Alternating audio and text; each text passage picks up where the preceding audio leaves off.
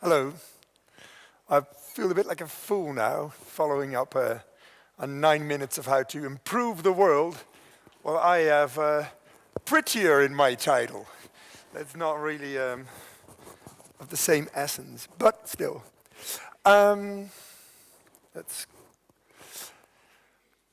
It's a funny sentence for now, because I'm not really going to talk to you about the power of a photo, but the power of the subject. But I thought I'd like to put the sentence up to start with, because I wanted to do an overview of the subject of today. And that's not one photo with 1,000 words, but 1,000 photos. Yay, brace yourself. It takes 1 minute, if it works. Oh no, this is going off my time. Hey. And now, here we go. Or not. It did work in the break, so don't look at me. Oh, that's hard, of course.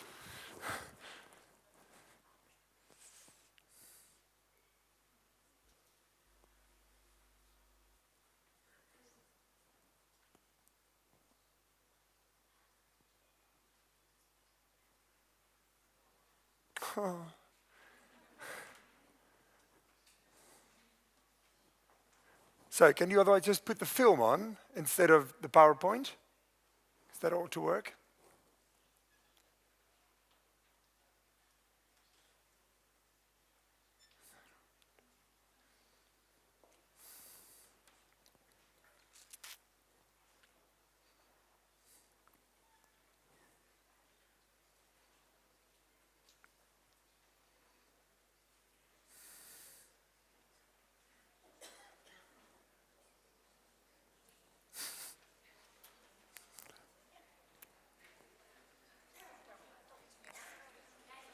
Yeah. Because you have really a story that people should see. Unless somebody is telling me that it's going to work, would you mind that I will do the next speaker? That's good. We can work on the But I walk technical that way. problems. Huh? I go see that way, what if you can fix it. Yes, because we first have to fix it, because I really good. want to see it. That's good. You know. That's good. But Thank you. Thank you very much. sorry. This was He'll easier be than I back. thought. He'll be Yay. back. Reinier, I would like to give you a second. Yes. You know, you never get a second chance for a first impression, but I think the first impression of you was already very, very good. So please continue with your story. I hope so with you. Okay, well, everything else was already said. So next slide will say one picture more worth than 1,000 words. So, hey, that's good. And now,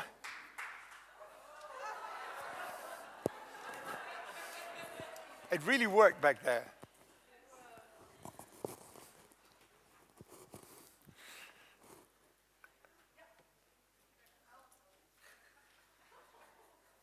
Well, this is the nicest one, so that's no problem.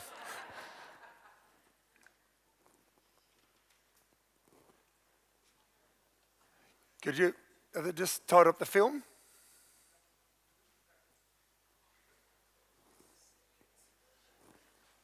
I am sorry.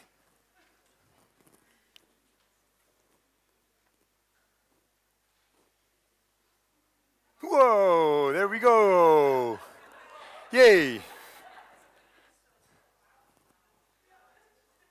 It's supposed to be like this. Otherwise, 1,000 photos wouldn't fit in 9 minutes.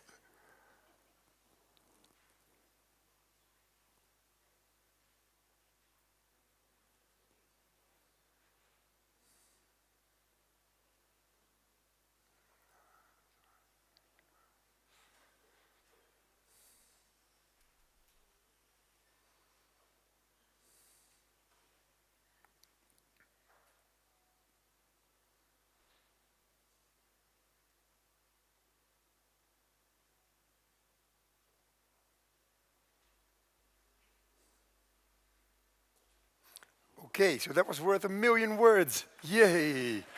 And it worked. Now, please, the next slide. Sorry. Come on. Yay. That was not the next one, because this was actually the next one.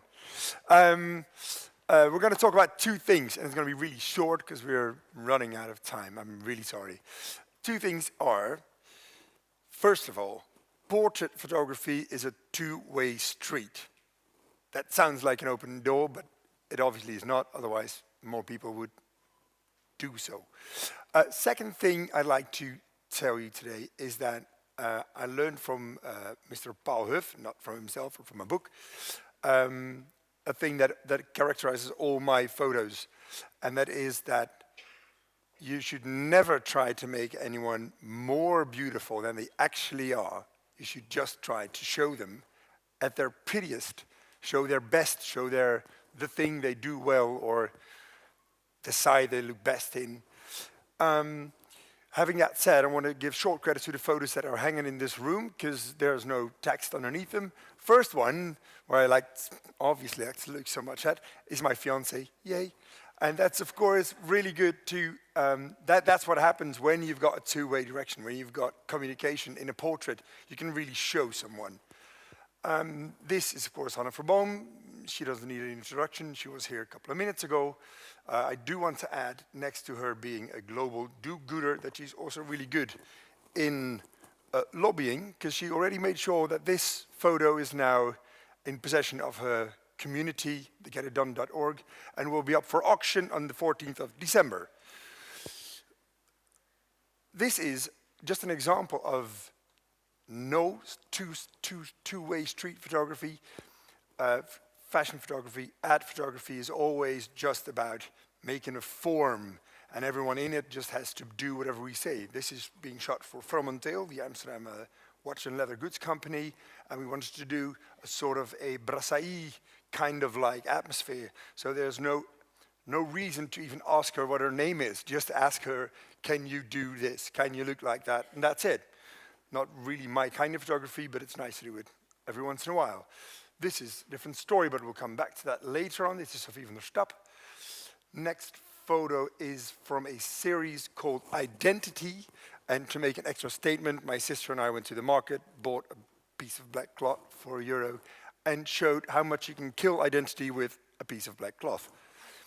The two-way street idea is that when you shoot portraits, it's not only just how I see the world or the people in it, but also how the people on it, if they actually can recognize themselves in this photo. That's of course nice when you get someone over and you've got the entire afternoon to do that, but usually, or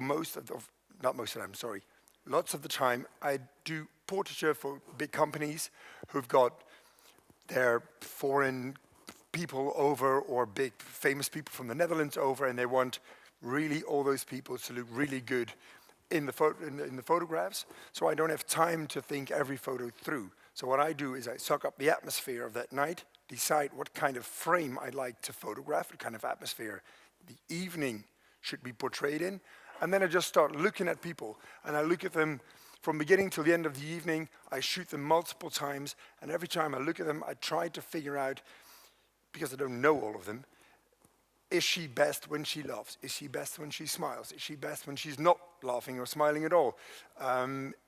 Does she pull it off when I ask her to look straight into the camera for extra effect? Or should I shoot her when she not notices that I shoot her for more spontaneity? And in the framework of one evening, this is all shot in one evening, you get all these different kind of photos, different kind of portraits, because I let me be guided by these people who are just walking around looking at me. Most of them I haven't spoken at all that evening. It's just how you see them, if you look well enough, of course. So it's not really the question if I can tell you what to do, how to be pretty in a picture, just search a better photographer. One-way street is what I just said with the Fromentale picture. That's really when you photograph the form. It doesn't really matter if her father or mother recognizes their own daughter. She just has mainly to fit the dress. And in this photo, you say maybe something like, add some vanity to it, or you just say, sit and be pretty. The plot thickens when you're back at photography of portraits, and there's more to it. let's say someone is really famous, then it's not only my idea of how that person should be portrayed, but it's not also only her idea of how she should be on the photo, but it's all of your ideas. If none of you recognized her, it wouldn't be a really good picture of her. It wouldn't be a portrait.